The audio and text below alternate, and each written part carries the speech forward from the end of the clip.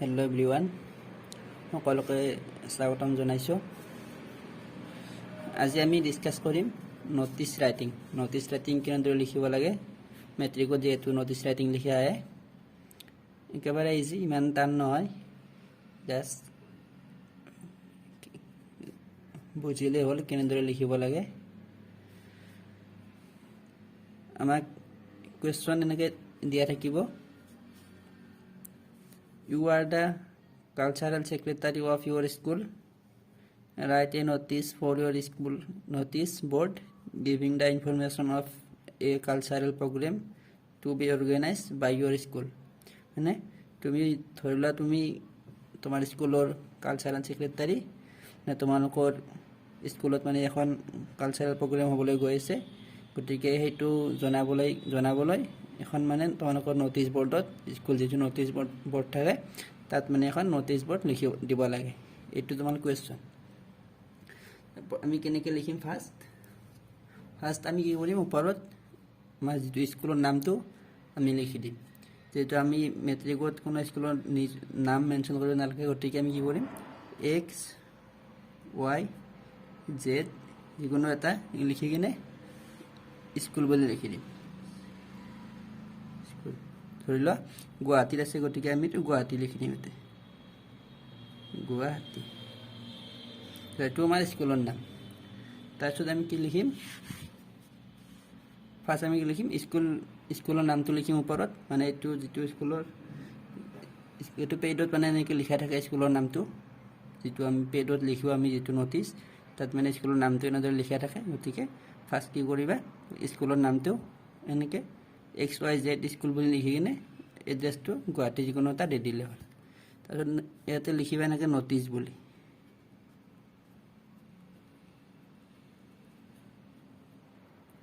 Notice এনেকৈ লিখিবা notice বুলি।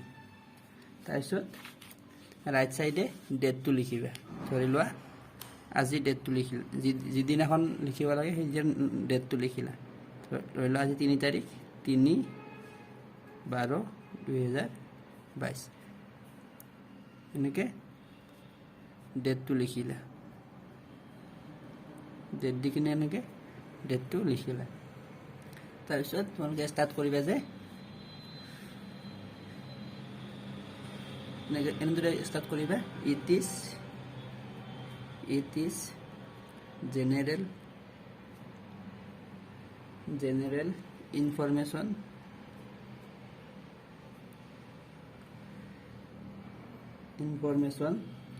to all the student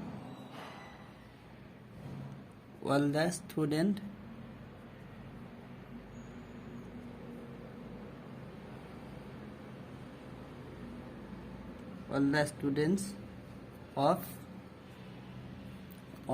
our school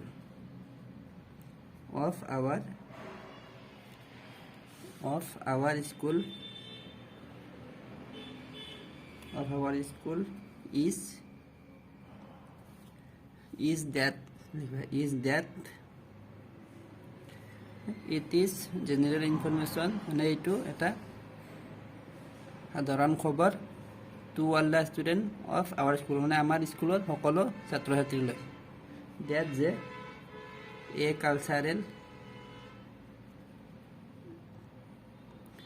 cultural program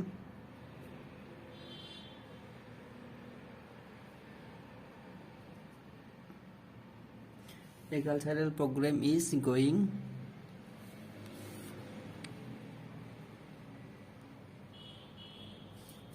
going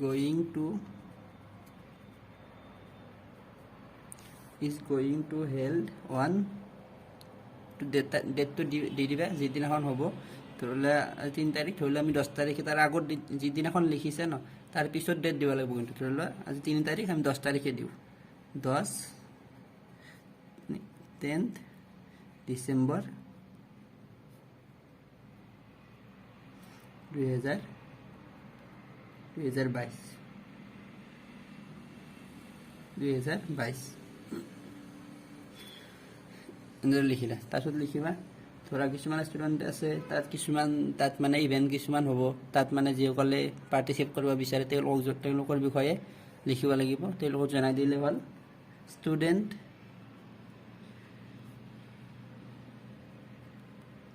Students who are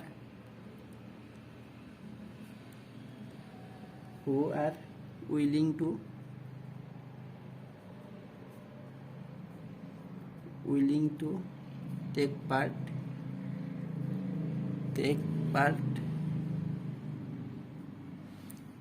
to take part in any event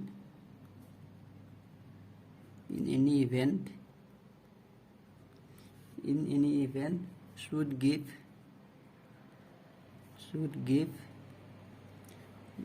their names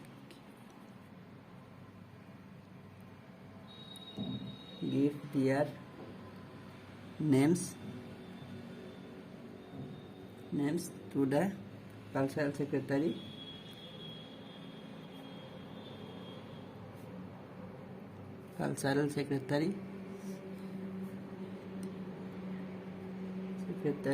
of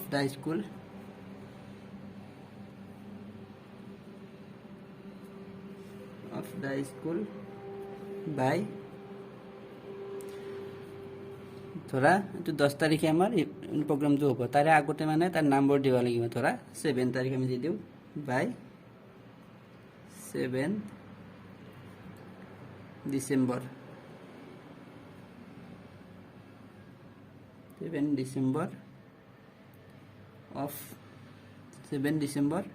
2022 positively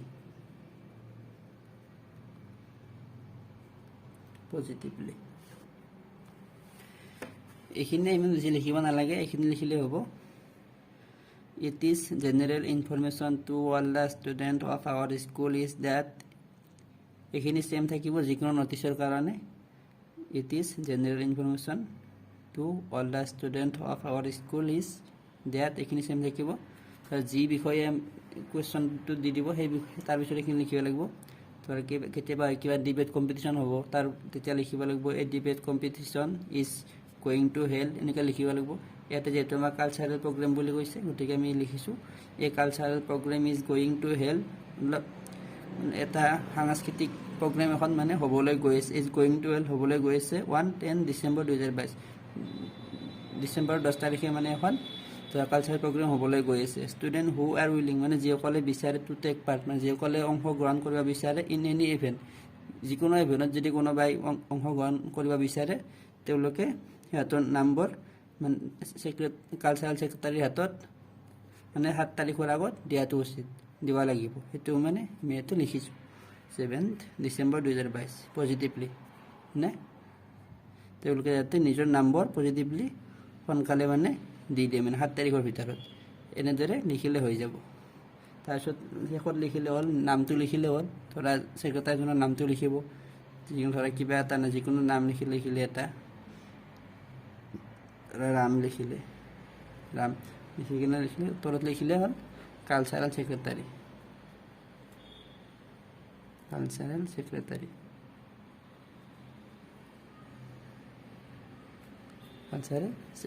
এনেকৈ লিখিলে এইখিনি লিখিলে হৈ যাব, ইমান বেছি লিখিব নালাগে।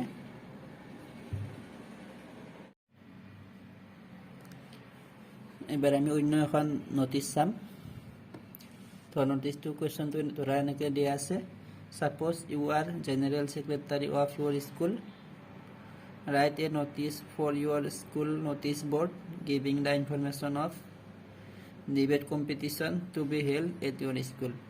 মানে তুমি ধৰা তোমাৰ স্কুলৰ সাধাৰণ সম্পাদক এখন নটিছ লিখা যায় তোমালোকৰ স্কুলত ডিবেট কম্পিটিশ্যন হ'বলৈ গৈ আছে, সেইটো মানে জনাই কিনে তোমালোকৰ যিটো স্কুল নটিছ বৰ্ড থাকে তাত মানে এখন নটিছ লিখিব লাগে।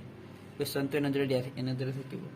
তেতিয়া তোমালোকে চেম প্ৰচেছ ফাৰ্ষ্ট লিখিলোঁ, ইয়াতে ওপৰত লিখিবা ধৰা XYZ, ধৰা স্কুলৰ নাম এনেকৈ স্কুল লিখিলে স্কুল ধৰা গুৱাহাটী গণেশগুৰিতো থাকিব পাৰে, গণেশগুৰি বুলি লিখি দিলা।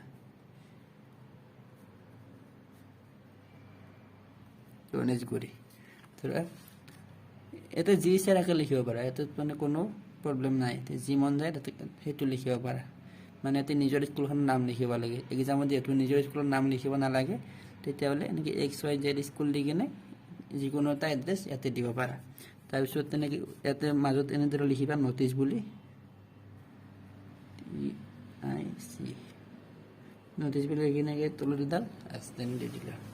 তাৰপিছত ৰাইট চাইডে ডেটটো লিখিবা সদায়, আজি 3 তাৰিখ, 3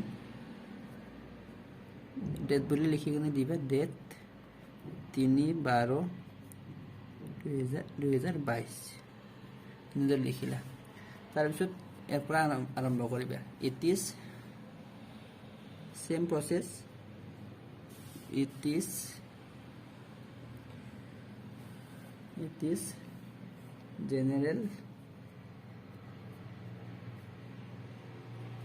general information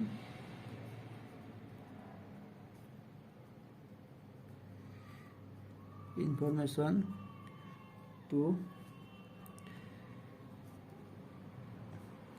all the student of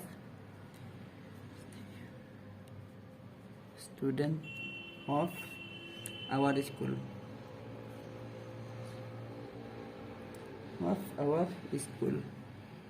is that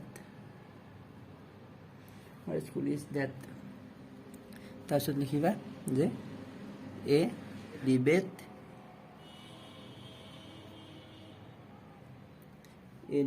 competition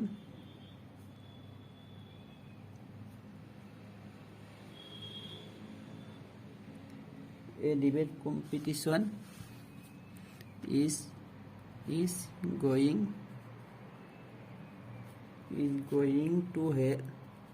going to be held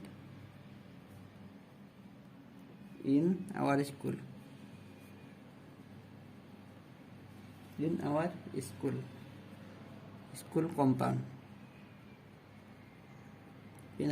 compound, on 10th 12/2022 লিখিলা।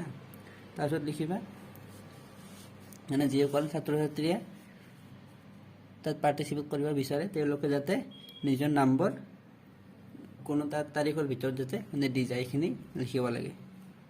Student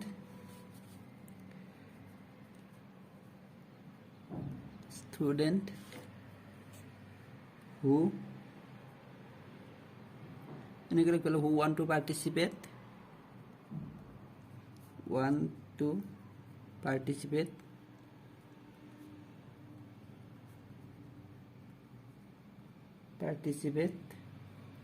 in the competition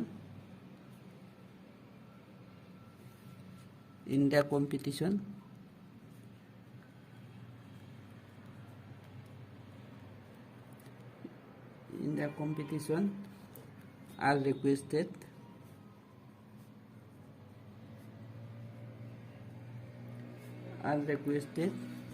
to give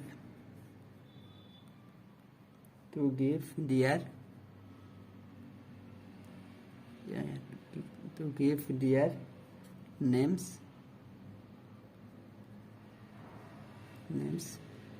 to the General Secretary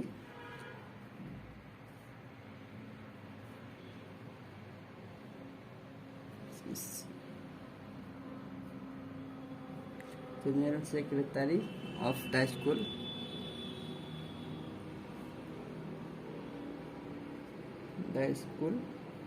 by এনেকৈ লিখিব পাৰা। বাই নিদি কিনে অন or before, মানে এনেকৈ লিখিব পাৰা বাই নিদি কিনে অন or before,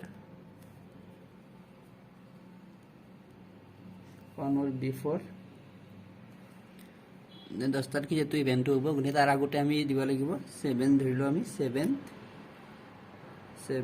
ডিচেম্বৰ।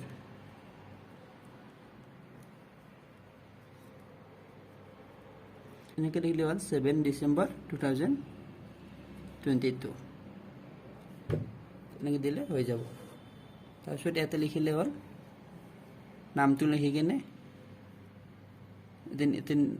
মানে ছেক্ৰেটাৰীটোৰ নাম যিকোনো এটা দিলে হ'ল যি হয় আৰু দি কিনে তলত লিখি হ'ল জেনেৰেল ছেক্ৰেটাৰী।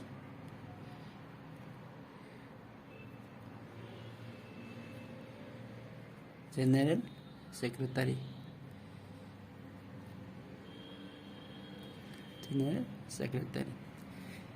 একদম সহজ। এখন যদি অলপ ভালদৰে বুজি পোৱা লিখি কিনে যদি লিখিব লাগে তেতিয়াহ'লে একেবাৰে সহজ, বাকী চব লিখিব পাৰিবা। জাষ্ট টপিকটো চেঞ্জ কৰি দিলে হ'ল, বাকীখিনি চেম থাকিব। চাবা, it is general information to all the student of our school is that, এইখিনি চেম থাকিব। তাৰপিছত ধৰা যি প্ৰগ্ৰেম হ'ব, এতিয়া ধৰা ডিবেট কম্পিটিশ্যন বুলি দিছে, গতিকে that a debate competition is going to be held in our school, মানে এখন ডিবেট কম্পিটিশ্যন আমাৰ স্কুলত অনুষ্ঠিত হ'বলৈ গৈ আছে। স্কুল কম্পাউণ্ডত হ'বলৈ গৈ আছে 10/12/2022 10 ডিচেম্বৰ 2022 মানে এখন ডিবেট কম্পিটিশ্যন হ'বলৈ গৈ আছে।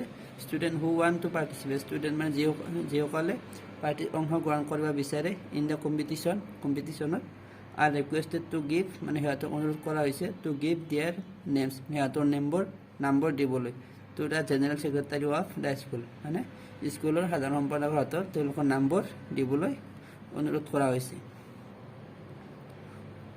স্কুল অন অৰ বিফৰ মানে 7 ডিচেম্বৰ 7 তাৰিখ বা তাৰ আগতে মানে তেওঁলোকৰ নম্বৰ দিবলৈ অনুৰোধ কৰা হৈছে 7 ডিচেম্বৰ 2022। এইখিনি লিখিলে হৈ যাব, একেবাৰে ইজি। তিনিটা বা চাৰিটা লাইনতে কমপ্লিট হৈ যাব। এনেদৰে লিখিলে